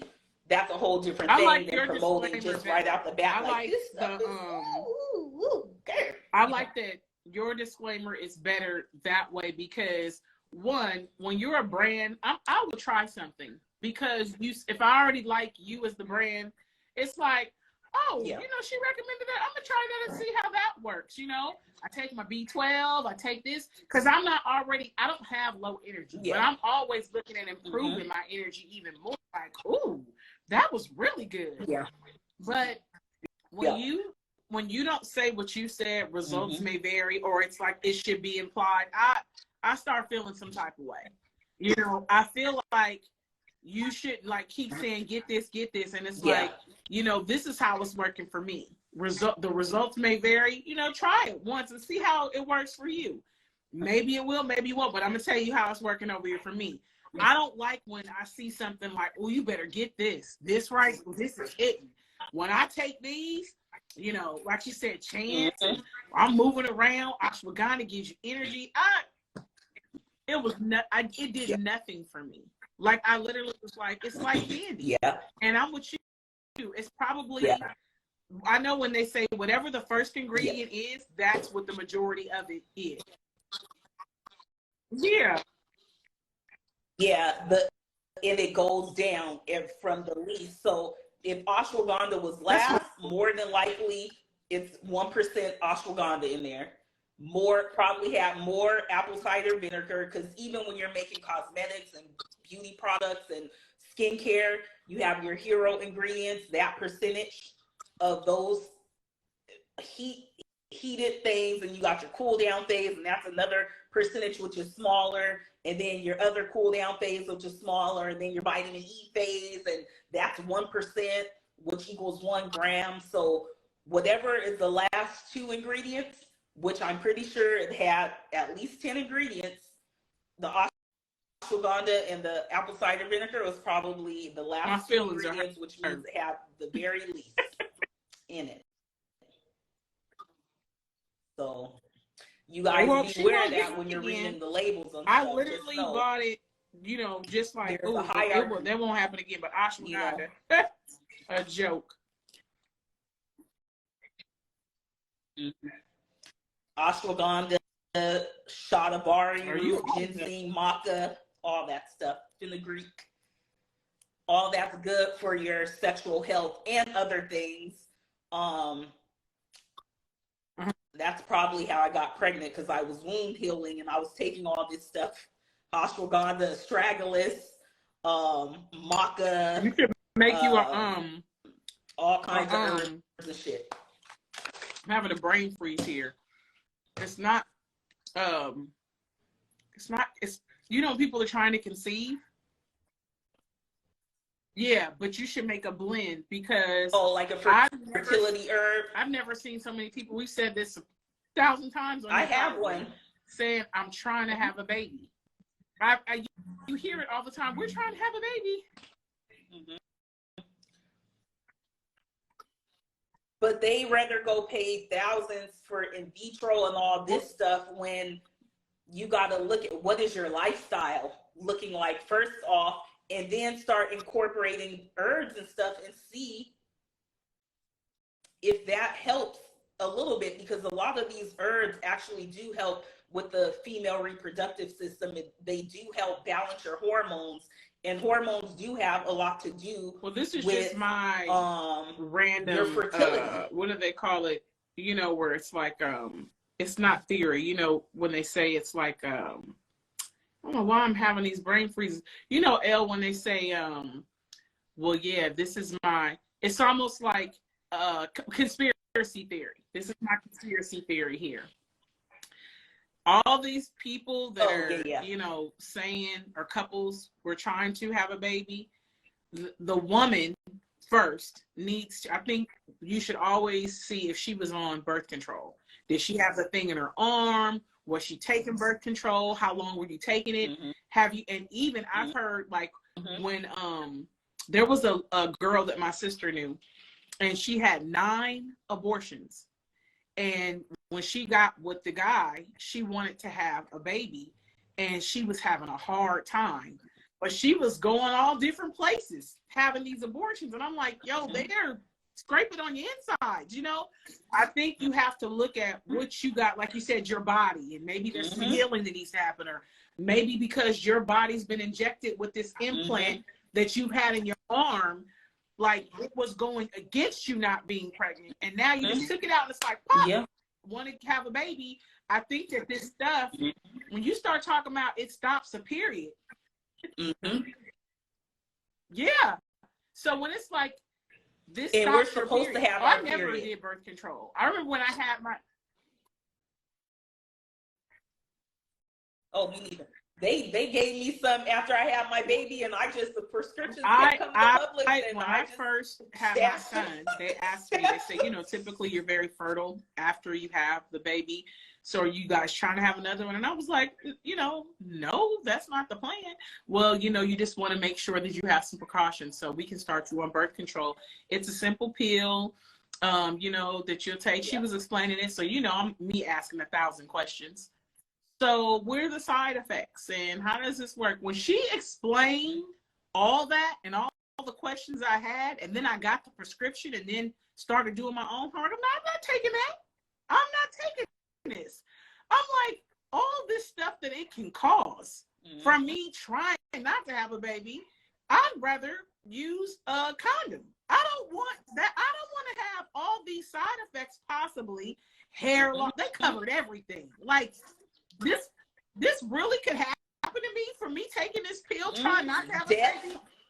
Yeah, I'm like, stroke, you know, it's like your hair. And I'm like, depression. I'm not going to be pregnant. I don't. Ricky Lake, she did some years back a documentary called The Business of Birth, talking about how they do C-sections because it brings money. And so the one she recently released last year is called The Business of Birth Control, where they talk about the birth control. It's like, I have fibroids, and you still said, well, take this low estrogen dosage of birth control, but that's the stuff that still causes fibroids. So how am I to get rid of my fibroids if I'm still pumping my body with estrogen? You already have to be aware of the foods you're eating, like soy and other estrogen-filled foods. So it's just like, it's still adding, it's not doing me a favor taking them. And even with the fertility and the IVF and stuff, I was reading or watching some kind of documentary, and they were saying that it always seems like it's the woman who has fertility issues, but really a lot of times it's the man who has fertility issues, but we don't know it. I'm gonna have to find what I was watching or if I saved it, but oftentimes it's the woman that we're feeling like, well, this is me, when in reality, a lot of times it really is the man who is the one with fertility issues. And then Shit, I don't remember, Dara, but all that I knew was that stuck with me because we feel so depressed about not being able to produce kids. Yeah. You know, when in reality it ain't even us. And then also the whole fertility thing, that IVF. Hold on. I think some of these women, because you see when people like, especially celebrities, oh, I can't have kids, we're doing IVF. That's because y'all want to be picking the sex that you have and stuff. You know, you want to be picking what gender, what the hair looks like, what the eye. So automatically, it's like everyone in Hollywood, oh, I'm having fertility issues, so we're IVFing and we're doing all this, and that. You just want to have a kid that I don't want anything generated. Anything where they had necessarily have to do any type of surgery on me. I don't want it. That C-section stuff you said though, I remember. Yeah. After I had my son, I tried to push him out. 10 pounds. I just couldn't do it. So they did a C-section. After that, when I tell you, I go to the pee all the time. And it's funny because my mother told me, you know, she goes to the bathroom like that. And she's like, yeah, a lady told her, my doctor, when I had a C-section, he said, when I put your bladder back and everything in there, I put it back where you're not going to have to do that excessive going back and forth to the bathroom all the time. And she asked him, you know, to explain more. And he said, when you have a C-section, it's very important that the doctor puts your bladder back the right way. If he doesn't, you'll find you going to the bathroom all the time. And I was like, what? And they do take all your organs, they moving them all around. So I'm like, this is crazy. So they literally can put stuff, you know, it back the wrong way where you're going to the bathroom more. I gotta pee more than what you did before you had a baby. That's horrible. Yeah. But yeah, C-sections are big business. I did have a C-section, but Harlow was breached and I only had a tiny fibroid going into pregnancy and 4 other large ones grew. So I had to have a C-section, you know, aside from having a breached baby. Like my stomach was like big fibroid here. You could literally see it. You would think it was her head, but then her head was like over here. So for me, it was a scheduled thing. You know what I'm saying? From the gate, we tried to see if she might flip and we can do it the other way. But at the point of a month or 2 before pregnancy, it was like, okay, we're going to schedule this for March 22nd, you know? So I was able to get everything in order. But again, everything, this is why I tell people you have to advocate for yourself, because a doctor, they'll go in like, oh yeah, you're going to have a regular, you know, birth. But in their minds, like, no, because the C-section is, you know, is big business. We can get as many people C-section in and out the hospital.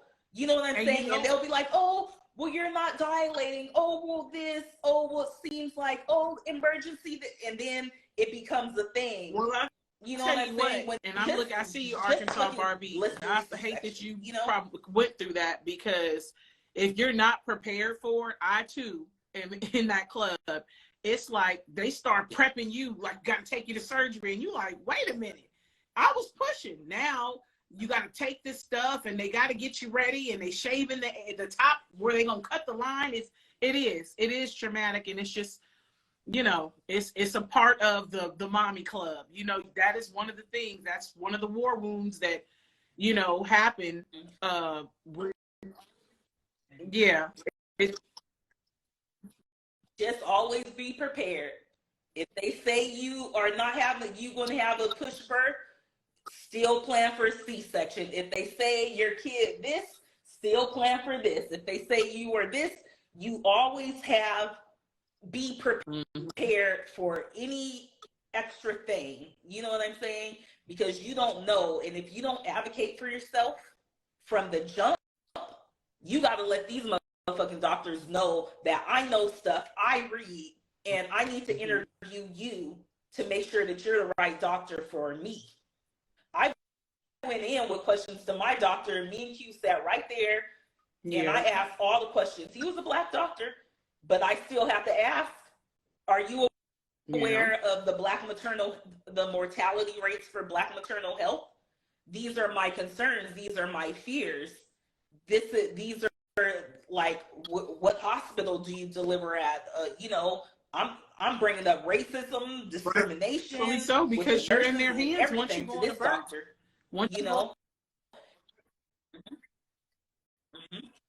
And some of your doctors, your OBGYN. No, you ask, are you going to deliver my baby? The doctor, they're not the surgeon.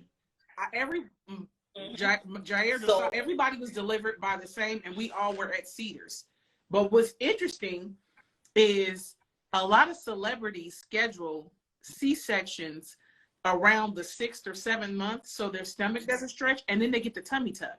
That's why you see them come out, and it's like, you don't even look like you had a baby, but they are scheduling C-sections, like, take it out. What's the earliest I can get it out? Because I don't want it stretching me unnecessarily. And when can I go ahead and get the tummy? I was like, whoa, that's how y'all doing it? Because look at Kim Kardashian's stomach after she had those babies. And she was big pregnant. Remember, her stomach was huge. And I was like, oh, she's big pregnant. Big. She was bigger than me pregnant. But as soon as they do that C-section and stuff, I believe that time, and then sitting there, it's like, they get that tummy tuck when they're in there too. They recover, and then they come out, and it's like, you don't see them for a while in the public. That surgery don't age very well. I saw is it Iggy, the white rapper, the girl, is it Iggy? Yeah, she was I forget what it was, but she was on stage performing somewhere. It looks, the whole behind, it all looks bad. Even Kim Kardashian looks, it's not even anymore. Something. I think that it looks good in the beginning, but something is not happening as they age. It doesn't. Because it wears off. You could tell the aging in her face too. Is it how they get them with like makeup on, like tight right here, the fillers, and their skin be looking so, but.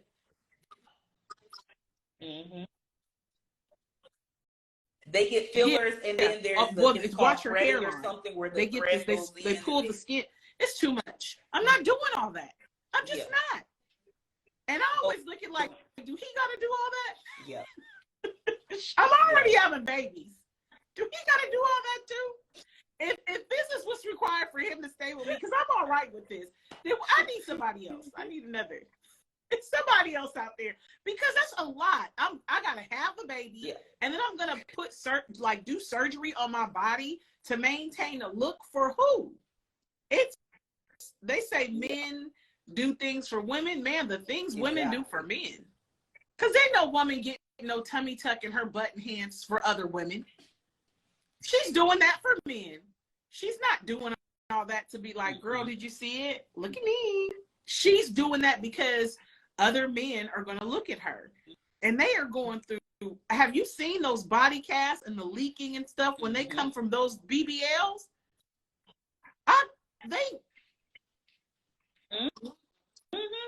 And then the tummy tucks, they be having a little walker. Money. I'm like, they have money. Nope. I'm a pass. It's too much. Not much. Thank you. Somebody. It's not my journey. I'm happy with the way I look. I know how to drop this weight. I did it before and get my abs. They don't be take me a little longer than time, but I want to do. I don't want no scars. I want it back like I was 20. Remember when Jada Pinkett said she had that reconstruction to her vagina, and she said it's like I'm 14 again? That didn't never sit right with me. Maybe I was the only one, but I was like, so you want your vagina in the inside to feel like you're 14? What did it feel like before? What have you been doing? I don't even understand, like, what happened in there. Yeah, because I'm like, why would you deep diving in? Clearly, I don't want it to be like I was 14 years old again. That's just weird. But I digress. That's just me. What did we do 3? Did we do 4? What did we do? We be talking? We did. Well, this was the 3rd one. We took the Viagra, the sexual enhancements, just moved into sexual health, women's health, fertility, and all kinds of things. Ashwagandha. And, Arkansas Barbie says August happened. This is just how it happens, you know. I can't. August used to be attractive to me in the face. I never was looking at his body. Now he just looks a little different to me. I don't know what something that he did or what. It just maybe the energy. You think so? It's probably the fact that he may be gay. I mean, there's speculation. I mean, maybe him and that boy he's posting up with giving very much someone that's good at, because he's lacking in some areas of love. Yeah.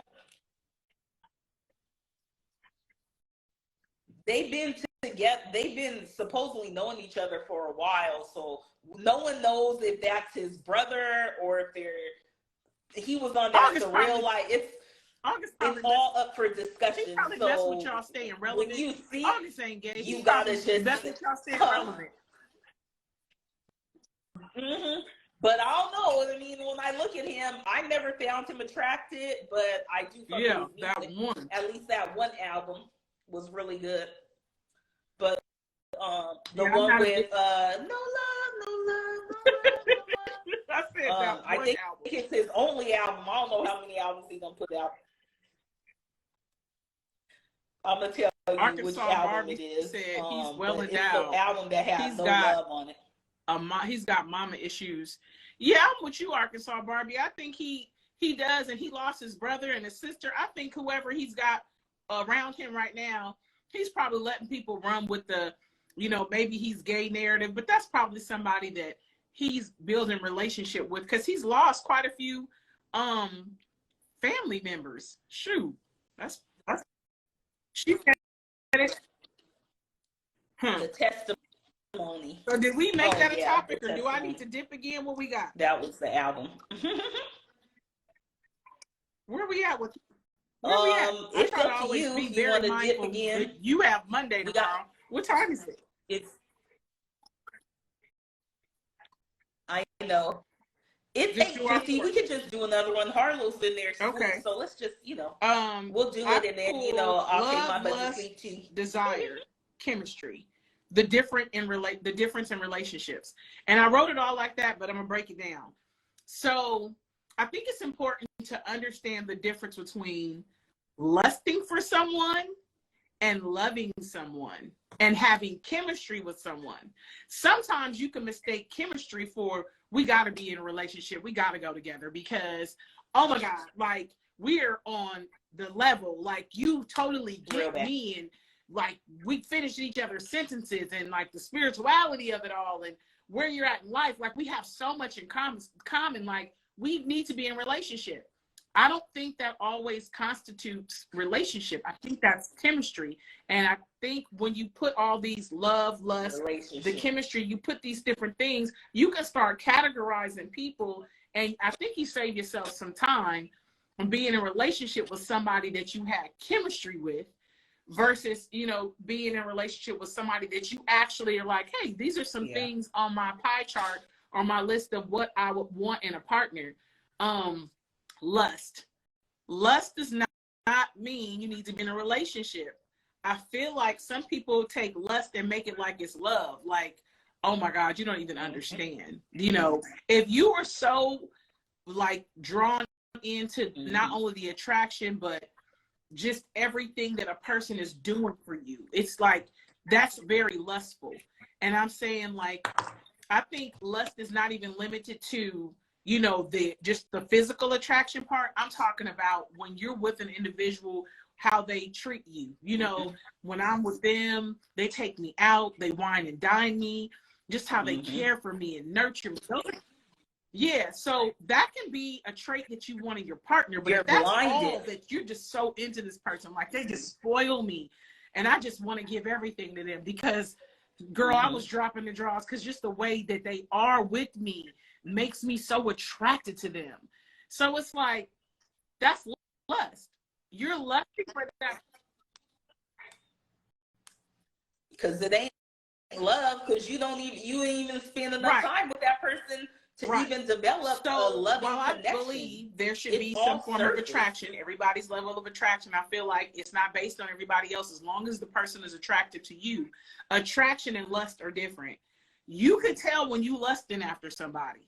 You know, you can tell when it's like they don't even just what they just do it for me. Like it's I'm so attracted to them by just the way that they are with me, the way that they treat me. Yeah, and it's like you haven't even like you can't been even with think them like regular. You know, it's like when from the attraction to when you're together, it's just it's the moment in time, and you know, and then sex is usually involved in lust or the lust. Yeah, you know. Yeah, which even puts you more in lust because you blunt, you digmatized. Bitch, once a bitch get digmatized, it's a wrap. You can't tell bitch nothing. You can't say nothing. This motherfucker. I can see Arkansas Barbie's comment, and I know it went up. I can't see it over there fully, but I know you were saying that people put you and another person together because probably chemistry, and you're saying you're creative partners, and that's it. Usually, when you have chemistry with someone, you can create together and do things together. And people will put you together because of that element of chemistry, and that's smart. It would ruin it because they're trying to put chemistry over into equals let's be in a relationship. While I think that you need all of those within your relationship. Some people may say they don't want to lust for their partner. I think you should desire them. You get the words are interchangeable. I think that there should be chemistry. But I believe people are putting that tag of relationship on people that possess one of those things. I'm lusting for him. That's or her. That's relationship. We have chemistry, relationship. You know, I desire this because I see what they've been doing or what they got. Relationship.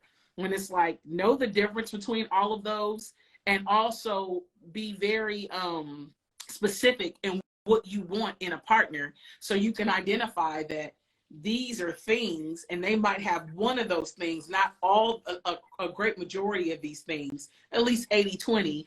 And so why am I going to put relationship or try to go in that direction with this individual? And it's just lust there. It's just chemistry there, you know, and chemistry can create relationships, work relationships. You know, chemistry needs to be good. I'm talking about specifically relationship like boyfriend, girlfriend, husband, wife, whatever, you know, girl, whatever the relationship is. I'm talking about that type of relationship.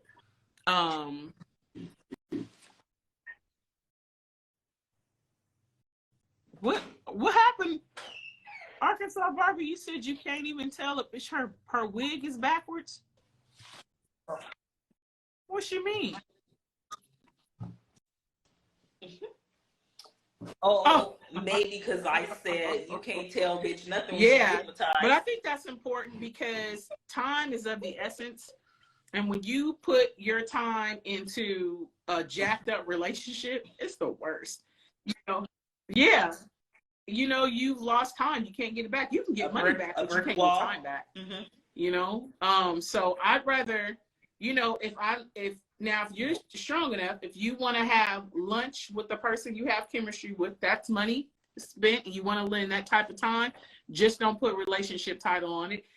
The lust one, I'm not going to play with you like that. I don't know why you want to be messing around with somebody you lusting after, because that can easily put you in a situation that you might not want to be in. I'm not fooling around. I say identify that it's lust, and, you know, if you're at a place where you understand that that's not a quality you desire to have in a relationship. And some people may be like, I want to lust after different people. It don't matter.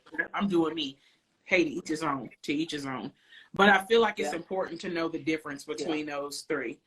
And I don't consider desire and lust the same. I was saying that, like, I want to desire who I'm with. I'm not saying lust after them. Yeah. And you want who you're with to That's desire a you, whole just like nother you desire topic. them. You know, Feeling it keeps it undesired in spicy. a relationship. I think that people can begin to. There was a guy I saw on Cruise Season. It's a podcast. He was saying, continue. He was in a 10-year relationship. He said, I'm 10 years in this. He's like, continue to get to know your partner. They're not the same person they were when you guys had those kids. They're not the same person they were before they had the kids. They're not the same person they were before they went through, you know, this job, transition to another job. You're forever changing. You need to always tap in and continue to get to know your partner because we're forever growing, and I say evolving. And I think that one of those things, people can become very complacent in relationships because it's just routine, you know?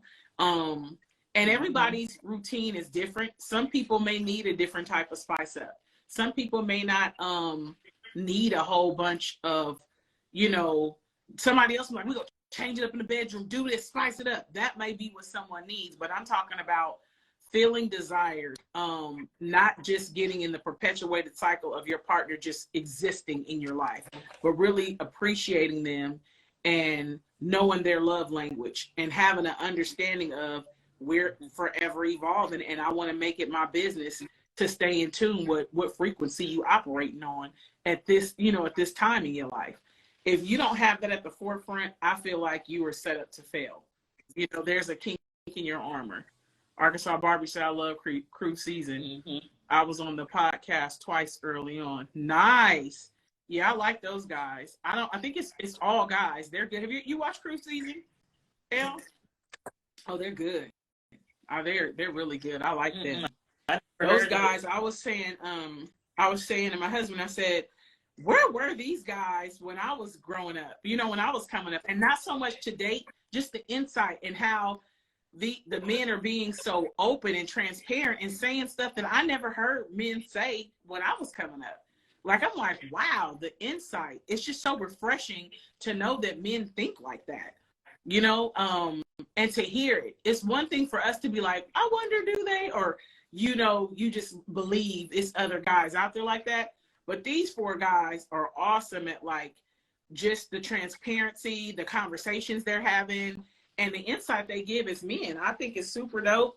And it's definitely something that what any woman can take away from it. Anybody can take something away from their stuff.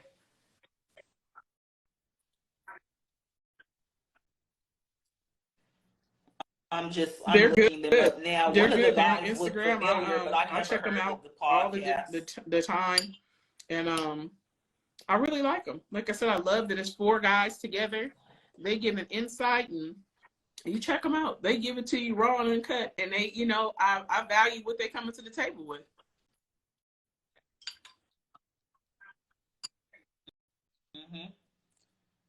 I just added one of their things to my second live thing But on that Instagram, was so I my can go topic. back and watch them. Not super long. Did you have anything to add to that?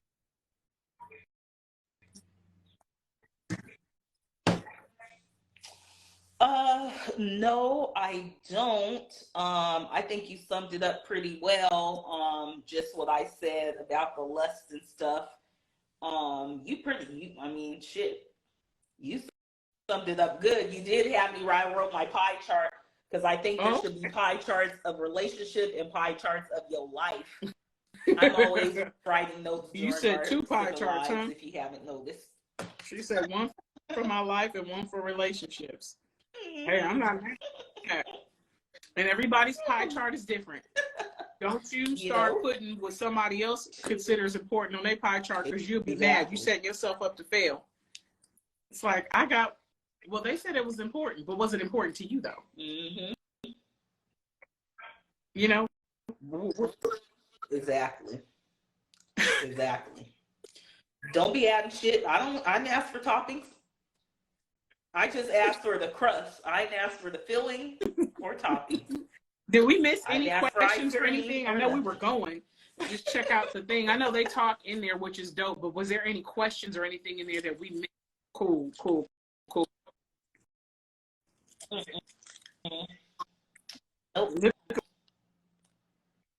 So yeah, you know, as always, look if you at guys that. have any questions, comments, Got through concerns, another suggested week. topics, if you pinned it already, you can shoot us an email at watchsipandlive@gmail.com.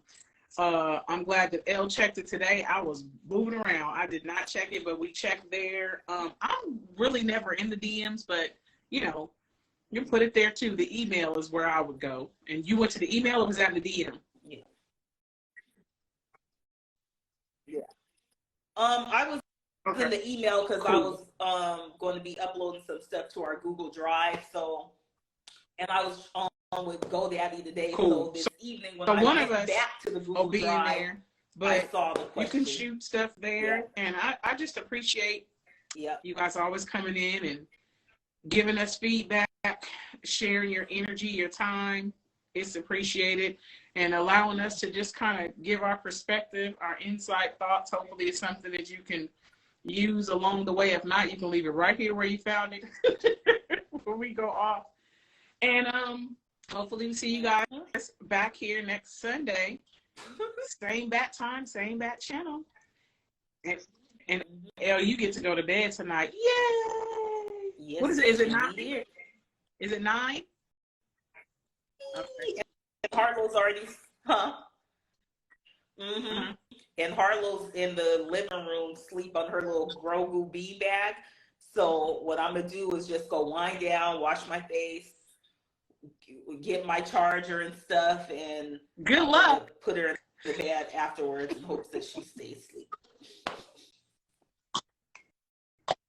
She's usually good at it, but she might move around a little. So that's why I'm gonna do everything now. Listen, because you and Arkansas Barbie is there. Right behind you. So. With the newbie, he's a Mackenzie, right? She said, "Let it drop." Yes, the young mommies club, like the toddler and then a newbie. So I wish you. I'm gonna send positive energy that Harlow will stay asleep, and Arkansas Barbie. I hope that you are getting her acclimated to her sleep schedule.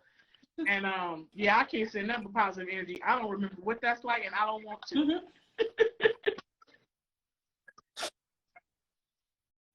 Well, good for me. Harlow's never been a wake up in the middle of the night type person. And she said hers is sleeping right now. Yay! Get you some Z's, because when they wake up, what they say, when it's up, it's up. That's exactly what's going to be going on.